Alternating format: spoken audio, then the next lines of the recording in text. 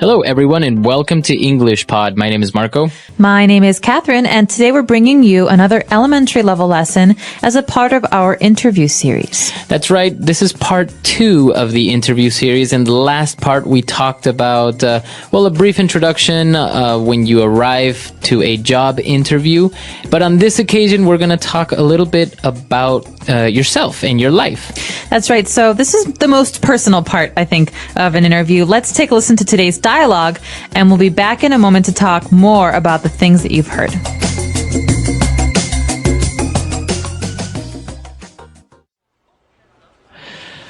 Now, Miss Childs passed on your resume to me, and I've had a chance to look it over. I must say, I'm quite impressed. Thank you very much. I've tried to keep it short and clear. If there are any questions, please feel free to ask me.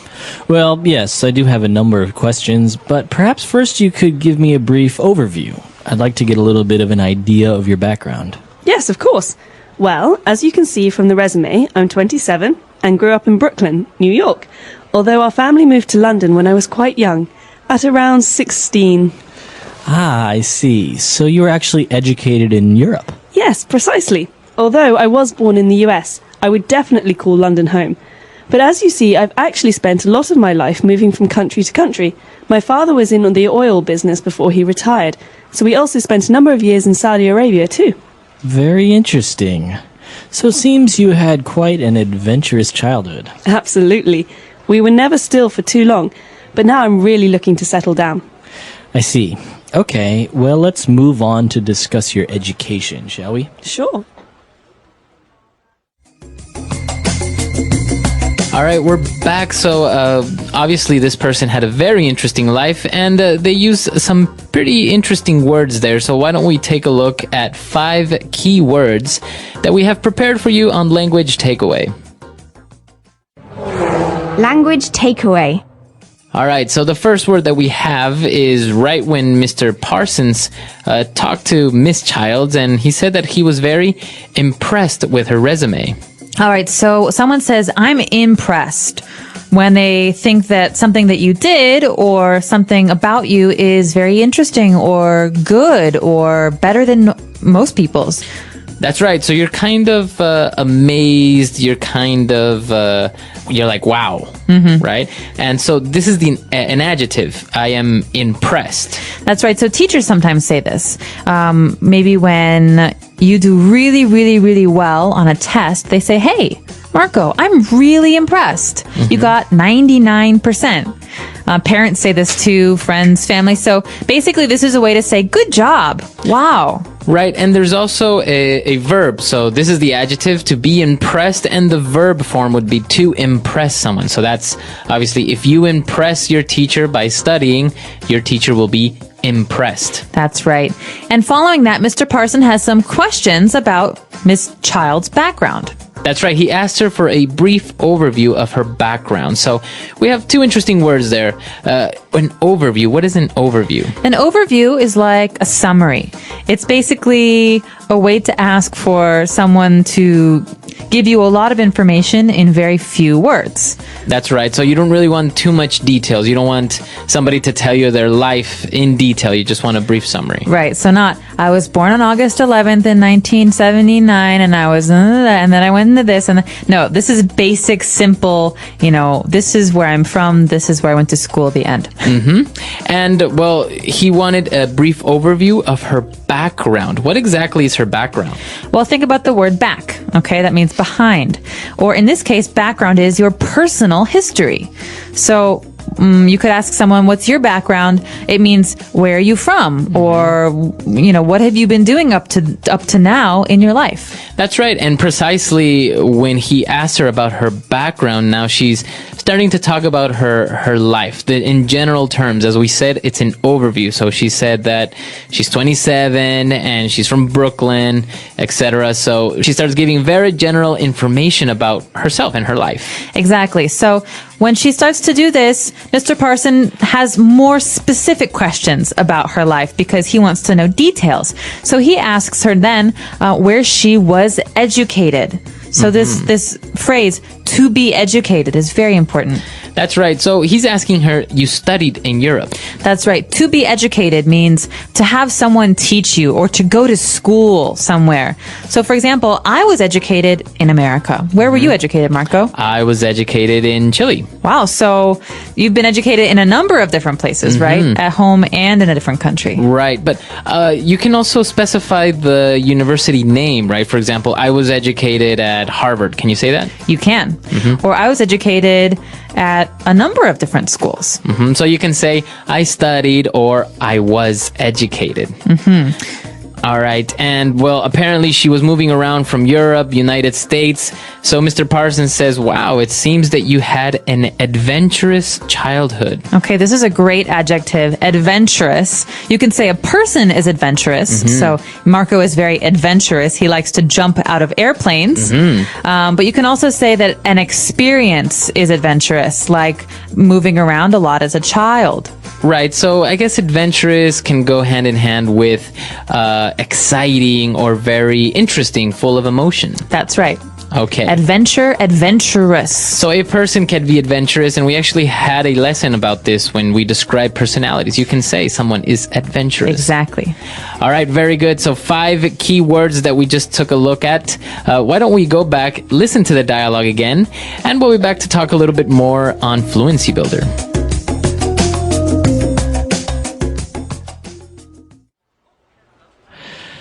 Now, Miss Childs passed on your resume to me, and I've had a chance to look it over.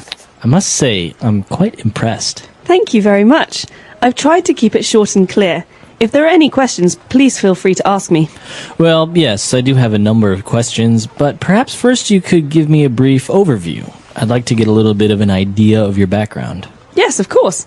Well, as you can see from the resume, I'm 27 and grew up in Brooklyn, New York, although our family moved to London when I was quite young, at around 16. Ah, I see. So you were actually educated in Europe? Yes, precisely. Although I was born in the US, I would definitely call London home. But as you see, I've actually spent a lot of my life moving from country to country. My father was in the oil business before he retired, so we also spent a number of years in Saudi Arabia too. Very interesting. So it seems you had quite an adventurous childhood. Absolutely. We were never still for too long, but now I'm really looking to settle down. I see. Okay, well, let's move on to discuss your education, shall we? Sure.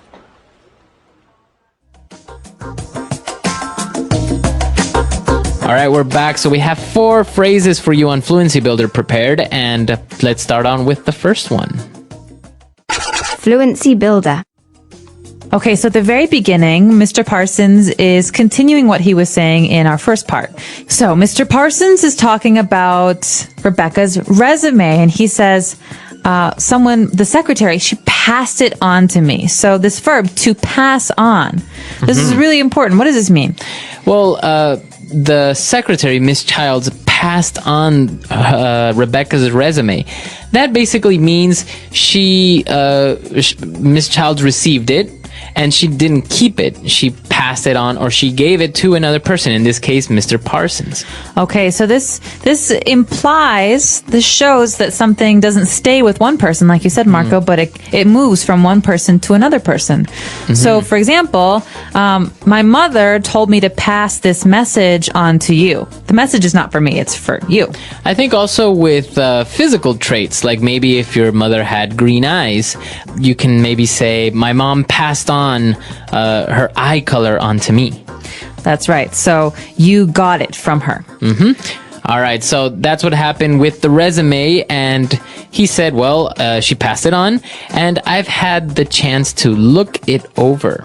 Okay, so think about this as a chunk, as a group of words that we use together. To look something over, we can say, hey, Marco, when you have a minute, can you look this over for me? Okay, so that means to examine or to take a look. Take a look at, that's right. So to look something over or to look it over. All right, so basically to examine, maybe in close detail, right? You actually take the time to read it. That's right. Okay. And then later on, they started talking about her background. As we know, she was from Brooklyn. She grew up in Brooklyn, and then she moved to London. And so Rebecca described how she spent most of her life moving from country to country. Okay, from country to country. This means that she moved to many different countries. Okay, so if I live in America all my life, I never moved from country to country. You can say this about many different things, from place to place, from town to town. It means that you go from one place to another. That's right. So as you said, if you replace the noun country, you can say from town to town. You can even say from house to house. I went from house to house asking for money. That's right. So from to Exactly. So from something to something. And for our final phrase, she was talking about how she's moved around so much that she's actually ready to settle down. Okay, to settle down. This is a really important phrase, and I think it's something a lot of people do when they're maybe in their 30s or 40s. They don't want to move anymore. So to settle down means to stay in one place. Exactly. So you stay in one place. And it can have a lot of different meanings as well. For example, to get married, many people say that's settling down. It means you want to stay in one place and have a family. Or to buy a house, because it means that you will live there for a long time. Exactly. So to settle down.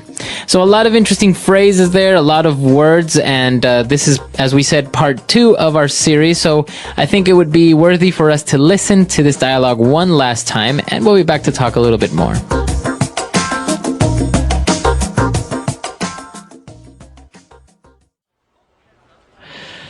Now, Miss Childs passed on your resume to me, and I've had a chance to look it over. I must say, I'm quite impressed. Thank you very much. I've tried to keep it short and clear. If there are any questions, please feel free to ask me. Well, yes, I do have a number of questions, but perhaps first you could give me a brief overview. I'd like to get a little bit of an idea of your background. Yes, of course. Well, as you can see from the resume, I'm 27 and grew up in Brooklyn, New York, although our family moved to London when I was quite young, at around 16. Ah, I see. So you were actually educated in Europe. Yes, precisely. Although I was born in the US, I would definitely call London home. But as you see, I've actually spent a lot of my life moving from country to country. My father was in the oil business before he retired, so we also spent a number of years in Saudi Arabia too. Very interesting. So it seems you had quite an adventurous childhood. Absolutely. We were never still for too long, but now I'm really looking to settle down. I see. Okay, well, let's move on to discuss your education, shall we? Sure.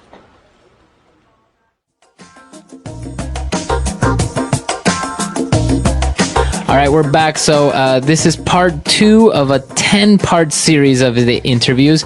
Now, we just talked about the background, and I think there are different ways of talking about your background, right? This is maybe your personal background. That's right. So you can talk about your personal history, your personal background, where you were born, where you were educated, where you grew up. But a lot of times we also have to talk about other parts of our background, like our work background, or like next week, our educational background. That's right. So part 3, we're going to take a look at your educational background. And it's going to be very important because I think in many interviews, people have a hard time describing what they studied or maybe describing exactly what they did during university or college or master's degree or something. Exactly. And we're not talking about elementary school or high school. We're specifically talking about university background here. So like you're saying, Marco, what was your major? What was your minor? What was your area of study? These are great, great, great phrases that are very important for an interview. And so we hope that if you have any questions, you'll let us know. Our website is englishpod.com, and stay tuned for next week's episode. That's right. Okay, so we'll see everyone on the website, and until next time. Bye. Bye.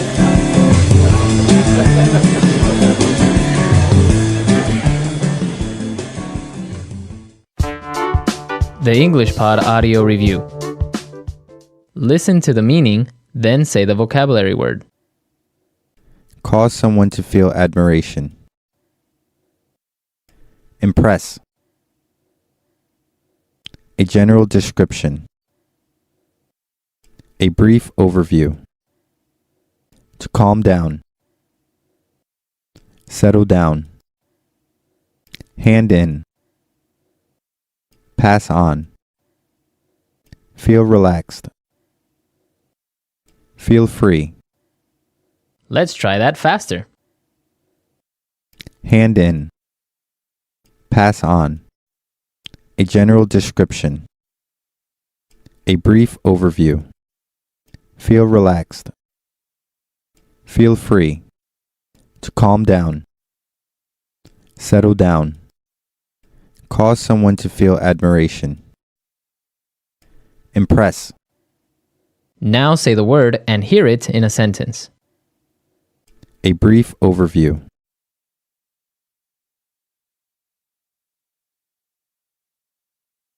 George, would you give us a brief overview of what the marketing team has been working on this week? A brief overview.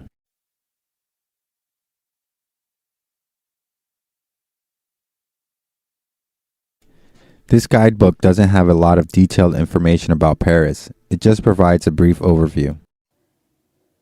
A brief overview.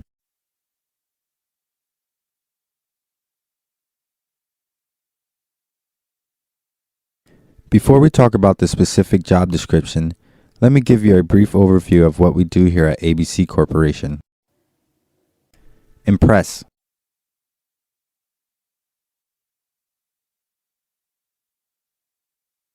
Well, Jeff, I'm really impressed with your photography skills.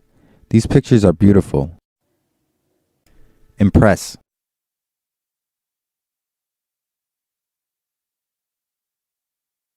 On my first trip to Hong Kong, I was really impressed with the efficiency of the subway system. Impress.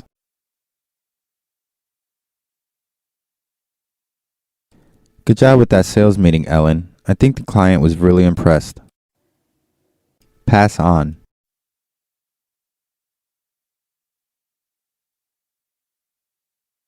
We're all going to the Sichuan restaurant for lunch. Pass it on. We want to have a large group. Pass on.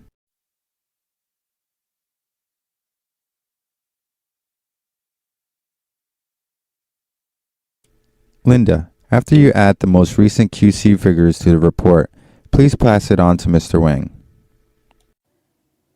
Pass on.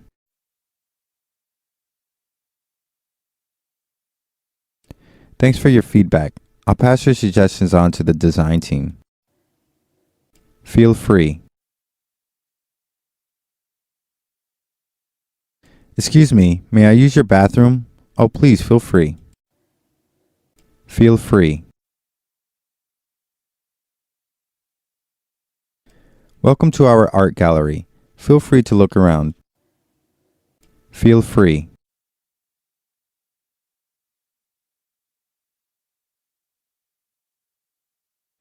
After listening to this English pod lesson, please feel free to post your questions and comments on our website. Settle down. Children, settle down, please. It's time to begin class. Settle down.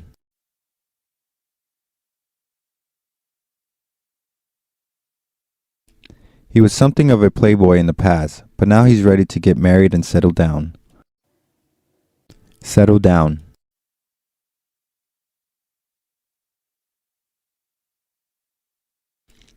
After living in the city so long, I'd really like to settle down in a small town.